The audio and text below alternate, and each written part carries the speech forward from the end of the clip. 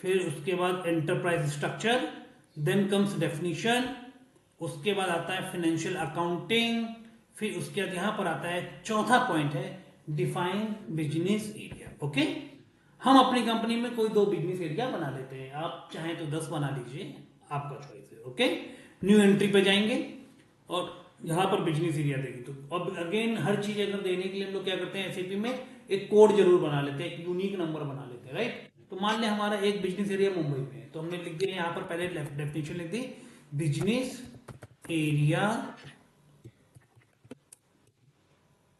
Mumbai. Okay, for company का नाम जरूर लिख दिया, क्या नाम था, TMIL।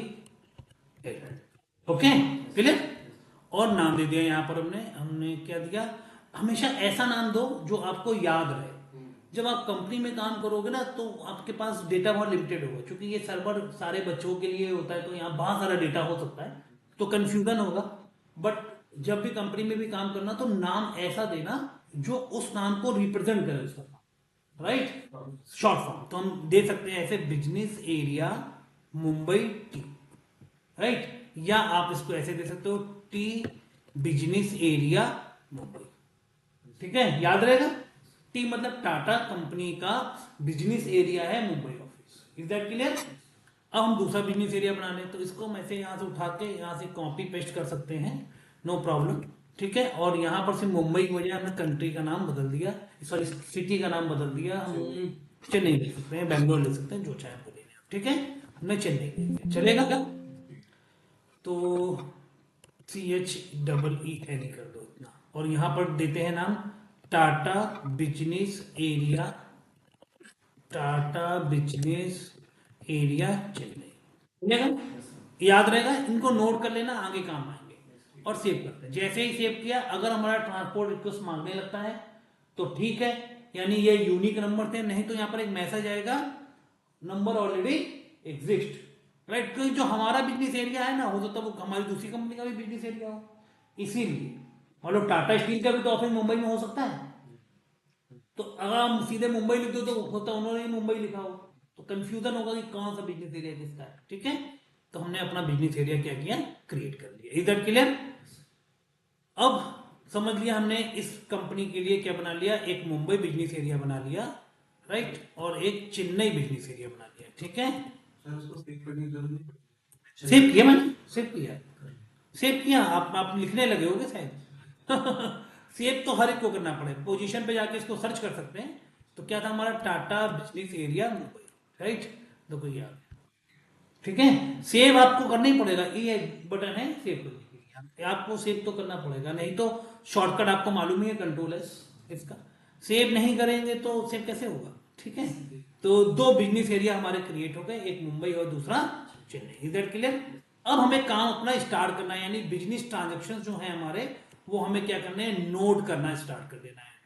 अब बिजनेस ट्रांजेक्शन नोट करेंगे तो as per the government law हर एक कंपनी की एक फाइनेंशियल ईयर अलोकेट होता है, राइट। उस फाइनेंशियल ईयर के एंड में कंपनी अपनी बैलेंस शीट फाइल करती है।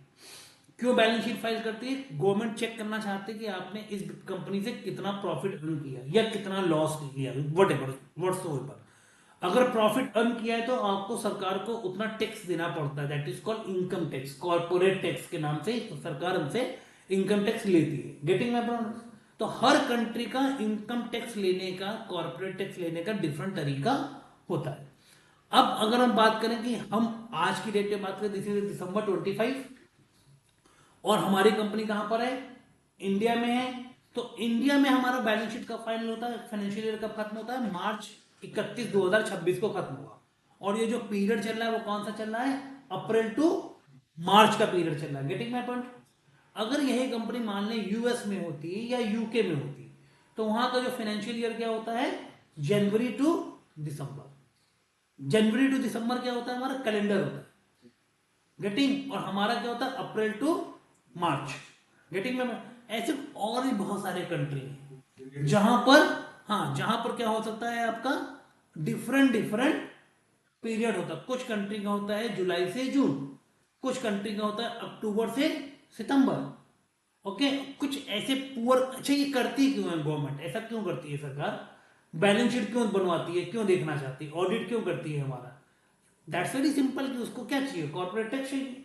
कुछ कंट्री बहुत पुअर कंट्री होते हैं, राइट, जहां पर जो वेजेस होती है वो 30 दिन की नहीं होती है, वहां पर वेजेस 15 डेज की होती है, 15 दिन में वेजेस मिल जाती है, 15-15 दिन का महीना होता है, राइट। तो उनका जो फाइनेंशियल ईयर भी होता है वो 6 महीने का होता है या 9 महीने का, ताकि सरकार जल्दी जल्दी क्या ले सके, टैक्स ले सके, राइट, उनके मंथ पीरियड। तो इन बातों को अगर, चूंकि एसएपी क्या है, हमारा ग्लोबल सॉफ्टवेयर है, तो ये तो हर कंट्री को सपोर्ट करेगा, ग्लोबल पैकेज बनाया है, तो ऐसे कंट्री को भी सपोर्ट करेगा जिनके फाइनेंशियल ईयर क्या है, जनवरी टू दिसंबर है, जैन टू दिसंबर, उनको भी सपोर्ट करेगा जिनके फाइनेंशियल ईयर क्या है, अप्रैल टू मार्च है। Getting my point? तो अब इनको उन्होंने कैटेगरी में डिवाइड कर दिया, कई सारी कैटेगरी बना दी और कैटेगरी में क्या कर दिया, डिवाइड कर दिया। जिनके कैलेंडर ईयर जनवरी टू दिसंबर है, मीन्स कैलेंडर को फॉलो करते हैं, एसएपी ने उनको क्या बोल दिया, कैलेंडर ईयर। क्या बोल दिया, कैलेंडर ईयर। ओके। और जिनके apart from calendar year, April to March है, अक्टूबर टू सितंबर है, जुलाई टू जून है, उनको क्या बोल दिया, नॉन कैलेंडर। क्या बोल दिया, non calendar. Is that clear? समझ में आ गई बात? और जो तीसरा कैटेगरी जहां पर छोटे ईयर है, उनको क्या बोल दिया उसने, शॉर्टेड। सीधी सी बात, राइट। क्या बोल दिया, शॉर्टेड ईयर, छोटे, short year. Is that clear? समझ में आ गई बात? बोलो। अब ये कैलेंडर ईयर जो हम बना रहे हैं, क्यों बना रहे हैं, क्योंकि हमें क्या करना है, इन कैलेंडर ईयर्स में ट्रांजेक्शन करना है। क्या करना है, ट्रांजेक्शन करना है। अब ट्रांजेक्शन कौन से करने हैं हमें, कैसे ट्रांजेक्शन करने हैं, हमें फिनेंशियल ट्रांजेक्शन करने हैं। Is that clear? कौन से ट्रांजेक्शन करने हैं, फिनेंशियल ट्रांजेक्शन करने हैं। तो अगर हम मान लें स्टैंडर्ड ईयर्स को लेते हैं, कैलेंडर ईयर और नॉन कैलेंडर ईयर की बात करते हैं, शॉर्ट एंड ईयर की बात बाद में करेंगे, कैलेंडर या नॉन कैलेंडर ईयर की बात करते हैं, तो इसमें कितने मंथ होते हैं दोनों में, 12। कितने महीने होते हैं, 12, 12। Okay, clear? तो 12 महीने हम ट्रांजेक्शन करेंगे। अब ट्रांजेक्शन करने का जो तरीका होता है, उसमें हम क्या करते हैं, मंथ की पहली तारीख को ट्रांजेक्शन को ओपन करते हैं। जैसे हम प्लान करेंगे इस महीने हम 5 लाख का बिजनेस करेंगे, करेक्ट, हम इतना माल खरीद लेंगे, हम इतना माल बेच लेंगे, हम रिपेयर एंड मेंटेनेंस में इतना खर्च कर लेंगे, हम स्टाफ वेलफेयर में एक पार्टी कर लेंगे, हम एक टूरिंग प्लान कर लेंगे। ये क्या हुआ, हमने मंथ के बिगिनिंग में प्लान किया, दैट इज कॉल्ड, हमने मंथ को क्या कर लिया, ओपन कर लिया। फिर हमने क्या किया, जब 30 तारीख आ गई तो मंथ को क्या करते हैं, क्लोज करते हैं। आप लोगों ने सुना भी होगा, कंपनी में क्लोजिंग चल रही है, बहुत प्रेशर है, यानी सारा ट्रांजेक्शन क्या करना है, क्लोज करना है, ठीक है। तो हम क्या करेंगे, इन 12 महीने में हर महीने एक बार मंथ को क्या करेंगे, ओपन करेंगे, एक मंथ को क्या करेंगे, क्लोज करेंगे। पूरे साल में कितनी बार ओपन और क्लोज किया हमने, 12 बार, करेक्ट, 12 बार ओपन, 12 बार क्लोज किया। Is that clear? पर क्या ओपन किया और क्या क्लोज किया, सेल्स वालों ने तो अपना बजट किया, छोड़ दें उनकी बात, बट फाइनेंस वाले क्या ओपन क्लोज करेंगे, फाइनेंस वाले सारा काम ओपन और क्लोज करेंगे, सारा काम, क्योंकि इनके पास क्या है, सारे काम के राइट्स है, यानी हर एक का, अगर सेल्स वाला कोई माल बेच के आएगा तो उसका पैसा किसके पास जाएगा, फाइनेंस वालों। अगर वेंडर कोई माल खरीदेगा तो उस वेंडर को पेमेंट कौन करेगा, फाइनेंस वाले। कोई पार्टी प्लान करेगा तो कौन पेमेंट करेगा, फाइनेंस वाले। तो फाइनेंस वालों को सब काम, यानी कि उनको सारे अकाउंट क्या करने पड़ेंगे, खोलने पड़ेंगे, और सारे अकाउंट्स बंद करने पड़ेंगे। अब अकाउंट्स क्या है, ये अकाउंट्स, ओके, अब इसको समझते हैं। एक कंपनी में अगर हम बात करते हैं किसकी, अकाउंट्स की, किसकी बात करते हैं, अकाउंट टाइप की, किसकी बात करते हैं, अकाउंट टाइप की। तो कौन कौन से अकाउंट हो सकते हैं हमारे पास, पहला अकाउंट एसेट, यानी माल अगर हमें खरीदना है तो क्या कहलाएगा, asset account. Is that clear? तो हम एसेट अकाउंट को ओपन करेंगे और एसेट के अकाउंट को क्या करेंगे, हम क्लोज भी करेंगे। दूसरा अकाउंट, अगर हम मटेरियल खरीद रहे हैं, राइट, तो मटेरियल अकाउंट के लिए भी काम करेंगे, ठीक है। अगर हम माल खरीद रहे हैं तो हम क्या बनाएंगे, वेंडर बनाएंगे माल खरीदने के लिए, ठीक। अगर हम माल बेच रहे हैं किसी को तो क्या बनाएंगे, कस्टमर बनाएंगे। गेटिंग माई पॉइंट और नॉट? और अगर हम बिजली का बिल पे कर रहे हैं, क्या पे कर रहे हैं, बिजली का बिल पे कर रहे हैं, तो ये सब हम स्टाफ वेलफेयर कर रहे हैं, हम एडमिन एक्सपेंस कर रहे हैं, रिपेयर और मेंटेनेंस कर रहे हैं, ऑफिस स्टेशनरी परचेज कर रहे हैं, तो ये सब क्या है हमारे जर्नल एक्सपेंस, करेक्ट। तो इनको हम कहाँ रखेंगे, जर्नल लेजर में रखेंगे, यानी जर्नल एक्सपेंस में रखेंगे। गेटिंग माय पॉइंट और नॉट। और कोई अगर कॉन्ट्रैक्ट में आ रहा है कि एक बार उससे माल लेना है, दोबारा कभी नहीं लेना है, तो कॉन्ट्रैक्ट वेंडर भी हम बना सकते हैं, यानी कि कोई कॉन्ट्रैक्ट भी साइन कर सकते हैं। अच्छा, कॉन्ट्रैक्ट, यहाँ तो हम कॉन्ट्रैक्ट वेंडर की बात करें, बट बहुत सारी कंपनी जो एएमसी वगैरह देती हैं तो वो कॉन्ट्रैक्ट भी तो करती हैं।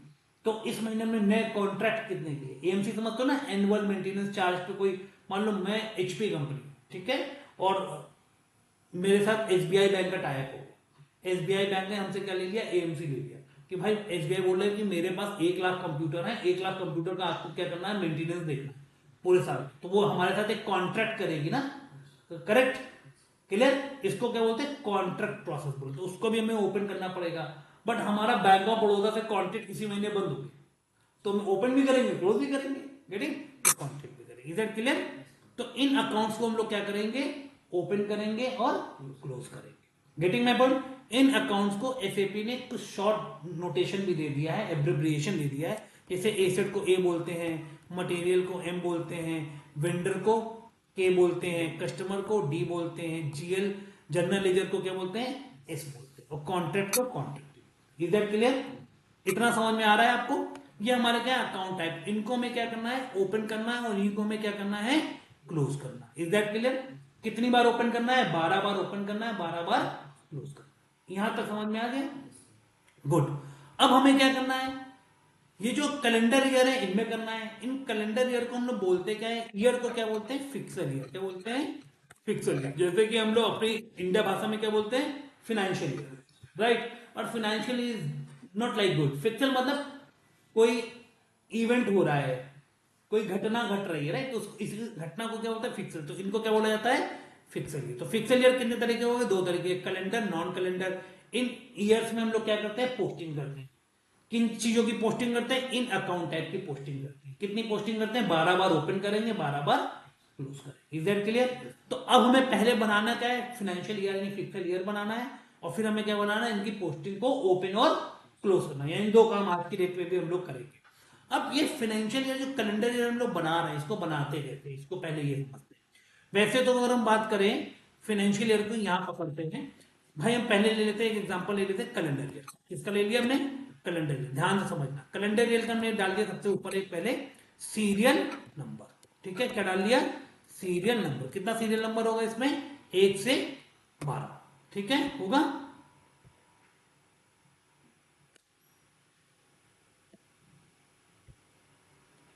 बारह मंथ होते हैं, 1 से 12, ठीक है। उसके बाद क्या होगा, इनका मंथ के नाम होंगे। क्या होंगे, मंथ के नाम होंगे।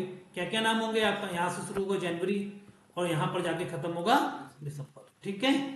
तो अगर हम इनको भी सजा लें तो सजा लें, सज गया। अब इनमें क्या होंगे, डेज होंगे, ठीक है। तो डेज मैं नहीं सजाऊंगा, वो आप लोग सजा लीजिएगा डेज। सबको मालूम जनवरी में 31 दिन होते हैं, फरवरी में 28 दिन होते हैं, 29 दिन होते हैं, वो लीप ईयर के बेसिस पे, ठीक है। उसके बाद इन कितने पीरियड हमें बनाने हैं, 12, ठीक है। तो यहां पर हम डालेंगे एक कॉलम जिसका नाम होगा पीरियड, ठीक है। तो जनवरी पहला ही पीरियड होगा आपका, होगा। और अगर कौन सा ईयर है, कैलेंडर ईयर है, और दिसंबर क्या होगा हमारा, 12वां पीरियड होगा। अगर कौन सा ईयर है तो कैलेंडर ईयर। और यहां पर पड़ेगा क्या, इसका ईयर, वाइज ईयर। तो यहां पर मान लो अभी करंट ईयर की बात करें, ये चल ही रहा है, तो 2025 का आखिरी 12वां पीरियड चल रहा है, ठीक है। और यहां पर हमने ये डाल दिया। इज दैट क्लियर, समझ में आ गई बात, कोई प्रॉब्लम नहीं। अगर यही कैलेंडर ईयर ना होता तो क्या होता, नॉन कैलेंडर ईयर होता। क्या होता, नॉन कैलेंडर ईयर होता। ये क्या होता हमारा, नॉन कैलेंडर ईयर। तब क्या होता, मंथ कहां से शुरू होता, अप्रैल से। तो अप्रैल क्या होता हमारा, पहला पीरियड होता, करेक्ट, बोलो। और दिसंबर क्या होता हमारा, 9th पीरियड होता। और जनवरी क्या होता हमारा, 11, 10, फरवरी 11, और ये दिसंबर क्या, मार्च क्या जाएगा, 12वां पीरियड। Is that clear. लेकिन जैसे ही हम ऐसा करेंगे, अप्रैल में तो 2025 होगा, लेकिन जनवरी में क्या होगा, 2026 हो जाएगा। करेक्ट। अब 2026 तो हो गया भाई जनवरी में, लेकिन सिस्टम इसे कैसे एडिट करेगा, क्या लिखेगा, 2026 लिख देगा? 25-26 तो सिस्टम लेता ही नहीं, क्योंकि ये तो सिस्टम है ना, यहां तो हमारी अंडरस्टैंडिंग। तो सिस्टम कभी भी 25 और 26 नहीं लेगा, ये तो 25 लेगा या 26 लेगा। फिर क्या करेंगे, अगर हम मैथमेटिकल बात करें एक छोटी सी, तो अगर 2026 को 25 करना है तो क्या करना चाहिए, -1। अगर हम यहां पर -1 करते हैं, यहां पर भी -1 करते हैं और यहां पर भी -1 करते हैं, राइट, तो हमारा ये काम हो जाएगा कि नहीं हो जाएगा, मैथमेटिकल हम बात कर रहे हैं। तो फिर यहां पर क्या करें, इसको -0 कर दें यानी, गेटिंग माई पॉइंट और नॉट? तो अब हमें ये एकदम फॉर्मेट समझ में आ रहा है, ठीक दिख रहा है कि नहीं दिख रहा है? अगर ये फॉर्मेट हमें ठीक दिख रहा है तो एसएपी ने भी इसकी प्रोग्रामिंग ऐसे ही की, और यहां पर ऊपर एक कॉलम और बढ़ा दिया, उसका नाम रख दिया ईयर शिफ्ट। क्या बढ़ा दिया, year shift. Is that clear? जैसे ही उसने ये ईयर शिफ्ट किया तो ये मैथमेटिकली ये बन गया हमारा कॉलम। हम भी अपने सिस्टम में क्या करेंगे, ऐसे ही बना देंगे। तो जब यहां किया होगा तो कैलेंडर ईयर में भी करेगा। तो कैलेंडर ईयर में क्या करेंगे हम लोग, ईयर शिफ्ट कुछ नहीं करेंगे, हर जगह क्या कर देंगे, इसी कॉलम को उठाएंगे और हर जगह क्या कर देंगे, 0 कर देंगे। क्या कर देंगे, 0। अब यार ये तो बड़ा कॉम्प्लिकेटेड हमने बना दिया, करेक्ट? बताएं आप लोग, तो इतनी मेहनत करेंगे फंक्शनल मॉड्यूल के लोग?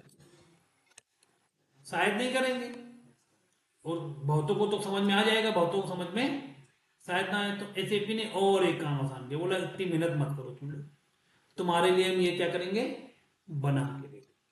तो उसने ये स्टैंडर्ड हमें क्या किए, बना के दिए। अब स्टैंडर्ड तो ये बना के दे दिए उसने, क्लियर, ठीक है। अब साथ में एक और टूल उसने ऐड कर दिया। क्या ये टूल और ऐड कर दिया भाई उसने? उसने बोला कि जो तुम 12 पोस्टिंग कर रहे हो, पोस्टिंग तो करो, बट कोई भी पोस्टिंग तुम क्या नहीं कर पाओगे, डिलीट नहीं कर पाओगे। बाय डिफॉल्ट अगर आपसे कोई पोस्टिंग में क्या होगी, मिस्टेक होगी, गलती होगी, तो you can not delete it और you can not edit it until unless you have not save. अगर सेव कर दिया है तो सिर्फ क्या कर सकते हो, आप इसको ठीक कर सकते हो, रिवर्स कर सकते हो। और रिवर्स करने के भी राइट आपको नहीं देंगे, आपके सुपरवाइजर को दिए जाएंगे। किसको दिए जाएंगे? तो उसने हमें एक ऑप्शन दिया कि अगर कभी भी कोई एंट्री आप कर रहे हो, कुछ एंट्री में प्रॉब्लम आ जाती है, रिवर्स करना है, डिलीट करना है या अपडेट करना है उस एंट्री को, तो आप उस एंट्री को क्या कर सकते हो, डिलीट एडिट अबव कर सकते हो by helping of your supervisor. Supervisor में कौन होगा, या तो कंसल्टेंट होगा या सुपरवाइजर होगा। क्योंकि जो आपने एंट्रीज पूरी की हैं, at the end of the year इस एंट्री का ऑडिट होगा। एक तो एक्सटर्नल ऑडिटर आता है, जैसे सीए लोग कहते हो, बहुत सारी कुछ कंपनी हायर करके देती, वो भी गलतियां ढूंढता है, वो भी ठीक कराता है, गेटिंग माय पॉइंट? तो हम आपको कुछ गलतियों को ठीक करने का क्या दे देंगे, मौका देंगे। तो कितने मौके देंगे, ये क्वेश्चन है, राइट? तो एसएपी ने उसका भी एक स्टैंडर्ड बना दिया कि मैक्सिमम आपको 4 मौके। कितने मौके देंगे, 4, मैक्सिमम 4। तो मिनिमम कितने होंगे, एक।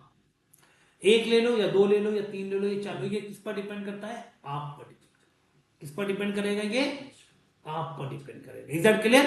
तो 12 मंथ में 12 बार तो पोस्टिंग की, और 4 बार, मैक्सिमम 4 बार क्या दिया उसने आपको, नए स्पेशल पीरियड दे दिए। क्या दे दिए, स्पेशल पीरियड दे दिए, स्पेशल पीरियड दे दिए। किस लिए दे दिए स्पेशल पीरियड, आपको अपनी पोस्टिंग ठीक करने के लिए। तो 12 नॉर्मल पीरियड दे दिए उसने आपको, तो 4 स्पेशल पीरियड दे दिए। तो टोटल पीरियड कितने हो गए हमारे पास, 16। तो पोस्टिंग में आपको कितने पीरियड मिल गए, 16। Getting my point? समझ में आ गई बात? अब ये पोस्टिंग में जो आपको 16 पीरियड मिल रहा है, based on your pixel year, या तो कैलेंडर ईयर में ले लो 16, या नॉन जो कंट्री में आप काम कर रहे हो, राइट? तो एसएपी ने इसके स्टैंडर्ड बना दिए। अगर हमारे पास क्या है, कैलेंडर ईयर, तो कैलेंडर ईयर में उसने क्या किया, आपके लिए 12 + 1, या तो 12 ले लो नॉर्मल और 1 ले लो क्या, स्पेशल। गेटिंग? या क्या करो, 12 ले लो नॉर्मल + 2 ले लो स्पेशल। ऑप्शन है ना मैक्सिमम 4 का। या 12 ले लो नॉर्मल और प्लस 3 ले लो स्पेशल, या 12 ले लो नॉर्मल और प्लस 4 ले लो स्पेशल। Is that clear? यही ऑप्शन दिए, यानी या तो 13 टोटल ले लो पीरियड, या 14 ले लो, या 15 ले लो, या 17 ले लो। Is that clear? इसको इन्होंने क्या बोला, अगर आप कैलेंडर ईयर है, क्या है कैलेंडर ईयर, तो उसको उसने क्या किया, K1 से डिनोट कर दिया। जर्मनी में कैलेंडर सी को K बोलते, तो वहां का K उठा लिया, ठीक है, K1। आप K1 ले लो तो इसका मतलब सिस्टम समझ जाएगा, 12 नॉर्मल 1 स्पेशल। K2 ले लो 12 नॉर्मल 2 स्पेशल, K3 ले लो 12 नॉर्मल 3 स्पेशल, K4 ले लो 12 नॉर्मल। Is that clear? ऐसे ही नॉन कैलेंडर ईयर उसने बना दिए, क्या बना दिए, नॉन कैलेंडर ईयर। इसमें उसने क्या किया, V1 नाम दे दिया, वेरिएबल है ये, इसको नाम दे दिया V2, ठीक है, इसको नाम दे दिया V3, इसको नाम दे दिया V4। Is that clear? और इसको सिस्टम ने क्या किया, बना के दे दिया, posting period, PP. Is that clear? इतना समझ में आ गया? अब इसको सिस्टम पे इंप्लीमेंट करते हैं। कहां इंप्लीमेंट करते हैं? सिस्टम पर इंप्लीमेंट करते हैं, ठीक है।